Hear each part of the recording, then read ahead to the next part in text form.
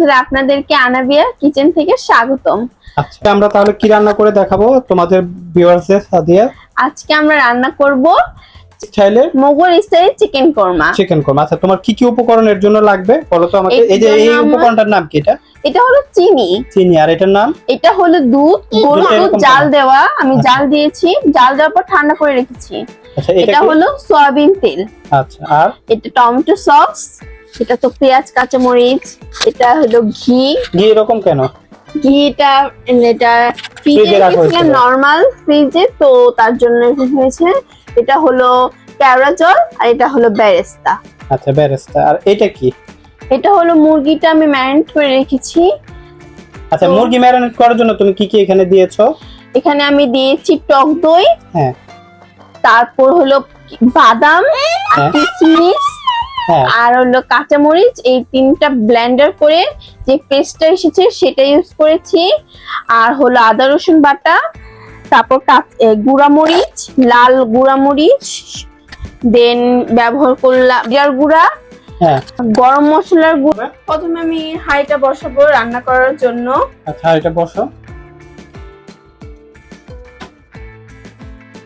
দিলে কত? 600 ওয়াট, তার মানে হচ্ছে 150 ডিগ্রি সেলসিয়াস তাপমাত্রা। তো এখন আমি সয়াবিন তেলটা দিব, তারপর আমি পেঁয়াজ কাঁচামরিচ দিব।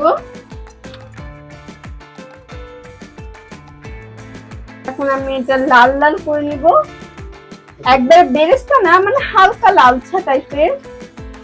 আজকে যে আমি করছি, হ্যাঁ, এটা হচ্ছে মোগল স্টাইলের চিকেন শাহী কোরমা। শাহী কোরমা।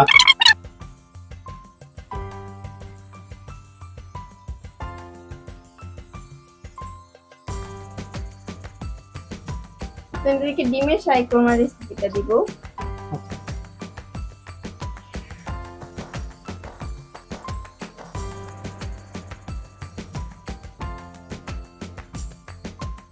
লাল করার পরে এর মধ্যে আমরা ম্যারিনেট করে যে মুরগিটা রেখেছিলাম সেটা ঢেলে দিব। তো ম্যারিনেট করার ভিডিওটা প্রায় 2 থেকে 3 ঘন্টা রাখছি। আপনারা এর থেকে কম সময়ও রাখতে পারেন, আধা ঘন্টা রাখলেও চলবে। আচ্ছা, বেশি সময় রাখলে কি কোনো লাভ বা কম সময় লাগবে? না, মানে জিনিসটা ভালো হয়। দেখি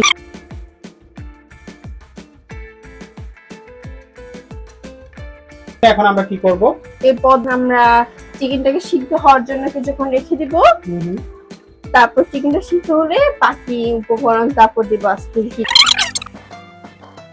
খুব সুন্দর একটা রান্নার স্মেল, অর্থাৎ মশলার খুব সুন্দর একটা স্মেল পাচ্ছি, যেটা হয়তো বা ভিডিওতে বোঝানো সম্ভব নয়।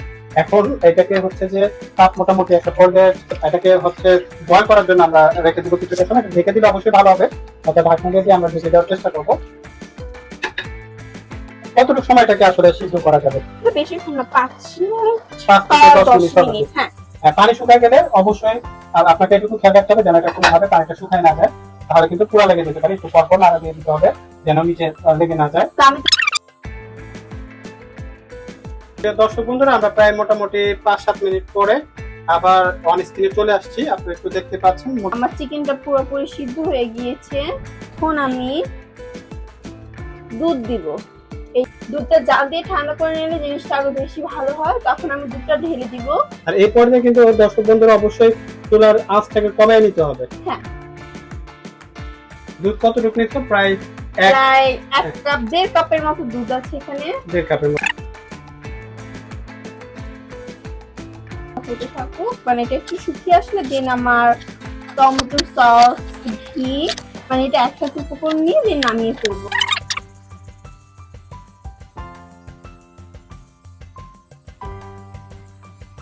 লবণটা হচ্ছে আপনাদের স্বাদ অনুযায়ী, যে যার স্বাদ অনুযায়ী লবণটা ব্যবহার করবেন, যে যার স্বাদ অনুযায়ী লবণ দিবেন।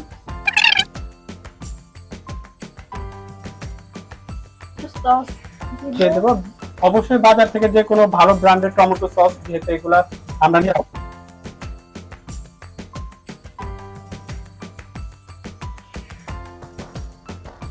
ব্যবহার করার কারণে এটা কিন্তু খুব সুন্দর একটা কালার চলে আসছে।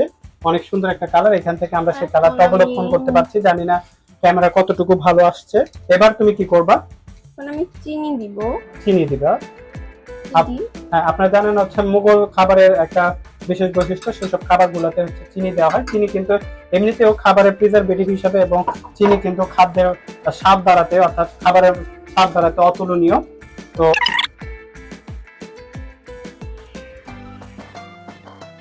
এই পর্যায়ে কিন্তু অবশ্যই আমাদেরকে লো হিটে রান্না করতে হবে, অর্থাৎ 100°C তাপমাত্রায়, অ্যারাউন্ড 100°C তাপমাত্রায় রান্না করতে হবে।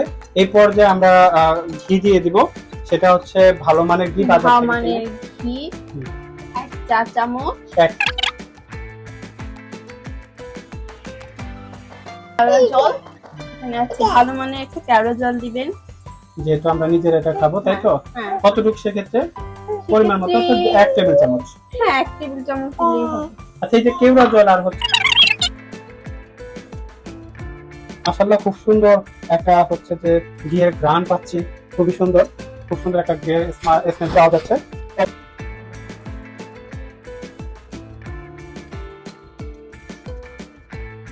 আমাদেরকে কিছুটা সময়ের জন্য খাবারটাকে ছেড়ে দিতে হবে, অর্থাৎ 4-5 মিনিটের জন্য। খাবারটা কিন্তু অলরেডি হয়ে গেছে দর্শক বন্ধুরা, এবং নিয়মিত ভাবে নাড়তে হবে, নয়তো নিচে কিন্তু লেগে যাওয়ার সম্ভাবনা আছে। এই পর্যায়ে খাবারের একটু হিটটা কমাই দিতে হবে। কিছু গুঁড়া দুধ দিচ্ছি, গুঁড়া দুধ দিলে জিনিসটা একটু ক্রিমি ভাব আসে। একটু গুঁড়া দুধ, সেটাকে আমরা পানি দিয়ে মিশিয়ে দিব, যাতে করে খাবারের মানটা আরো ভালো হয়। আর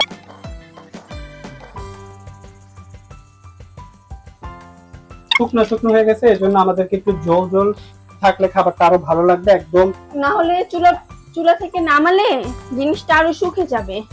এজন্য আমাদেরকে একটু ঝোল রাখার জন্য আমরা এখন গুঁড়া দুধের সাথে একটু পানি মিশিয়ে এটা দিয়ে দেবো, যাতে করে খাবারটা একদম জমে না যায়।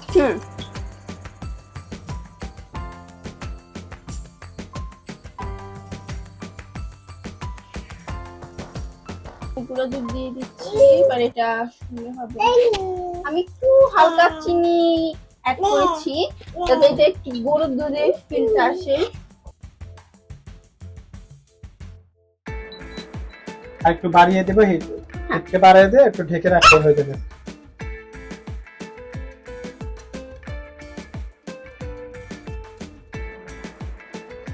এই পর্যায়ে দর্শক বন্ধুরা আপনারা দেখতে পাচ্ছেন রান্না প্রায় শেষ পর্যায়ে।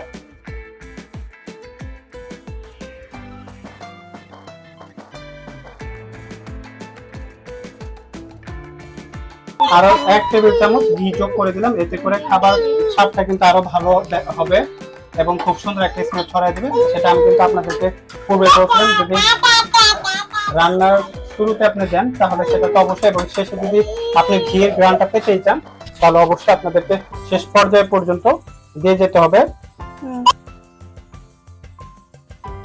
কিন্তু রান্না কমপ্লিট, আমি বলে সার্ভ করে নিব। তার আগে আমরা বলে সার্ভ করব। তো এখন সার্ভ করার পর অনেকটা এরকম সুন্দর একটা ইয়েতে চলে আসছে। প্রিয় দর্শক বন্ধুরা, আমরা সার্ভ করার পর অনেকটা এরকম হচ্ছে। আমরা ঘরের লাইট অফ করে দিয়ে আপনাদেরকে মূল কালারটা বোঝানোর চেষ্টা করছি। তো এই পর্যায়ে আমরা আপনাদেরকে একটু বলবো যে সেটার জন্য একটু বেরেস্তা দিয়ে দিলে, এই বেরেস্তাটা দিয়ে দিলে অবশ্যই সেটা খাবারের মানটা বাড়বে। তো বেরেস্তা দিয়ে দিচ্ছি, দেখুন বেরেস্তাটা দিয়ে কিছুক্ষণ ঢেকে রাখবো। ঢেকে রাখলে বেরেস্তার ঘ্রাণটা পুরা মানে চিকেন কোরমার ভিতরে ঢুকলে এটা খুবই রাজকীয় এবং শাহি লাগবে, ফিল পাওয়া যাবে। হ্যাঁ। ওকে, আমরা এই পর্যায়ে লাইটটা দিয়ে দিচ্ছি ঘরের।